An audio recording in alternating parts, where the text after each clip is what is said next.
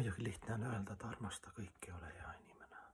No hea meditatsioon, aga kuidas see siis nagu praktikas või missugune on armastuse evolutsioon? Näiteks kui on konflikt, siis sul on närvikava ju niivõrd ärritunud, siis keegi ütleb armasta, ma ei tea, sa oled nõus võib-olla, aga sa ei tunne seda, sa ei saa seda tunnet niimoodi nipsu pealt. Et alguses on nagu öeldakse, et sa usud, kõigepealt on nagu ma usun Jumalat, eks me tahame jõuda Jumala armastamisesse, kõikide armastamisesse ja konfliktiga ka niimoodi, et isegi kui sul oled ärritunud ja võib-olla tunned, et ülekohtune keegi sinu suhtes või saatus on ülekohtune, siis kõigepealt tuleb teoorias uskuda, et sellel on mõte. Et elu räägib sinuga, ta annab nagu piitsa ja präänikut, praegu ta annab piitsa, eks ju. Nagu isa, eks ju, vahest on rangem, sama armastus, mis ema armastus. Isa on rangusenergia, päiksenergia, eks ju, ema on kuuenergia, kogu aeg räägime, kordame, eks ju.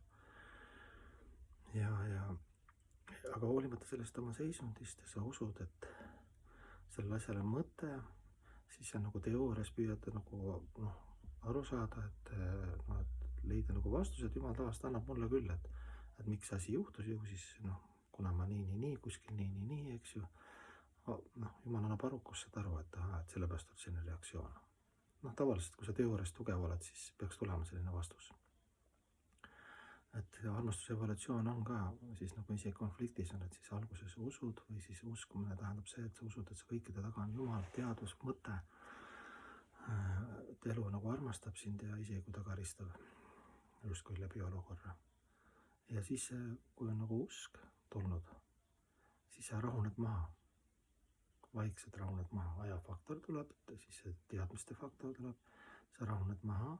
Ja siis sa saad tegelikult, kui sa maha rahuned, siis sa saad sellele inimesel nagu head soovida. Juba läheb sinna nagu negatiivi pealt, näiteks inimesel või kellegile, et elu, et aitäh, et ma soovin kõigile head, et ma tean, et selle taga on armastus, kõikide asjade taga. Ja siis tuleb ka armastus. Selle jutu point on see, et armastada jälle oma loomulikku seisundisse, potsatada oma hinges, kõigepealt on vaja usku, teadmisi, eks siis on vaja maha rahuneda. Selles mõttes raja kuunast ja tama kuunast, teadmatusest ja kirest nagu voorusesse. Ja siis sa saad armastada, täpselt sama konflikti puhul. Et kui sul on konflikt selle inimesega, siis sa kohe ei saa lülitada armastuse emotsiooni peale. Et alguses sa pead uskuma, et sellel on mingi mõte, siis lähed nagu neutraalse peale, rahuned maha, eks ju. Aga sa veel oled see armastust tunne Jumala või selle inimese suhtes konflikti puhul.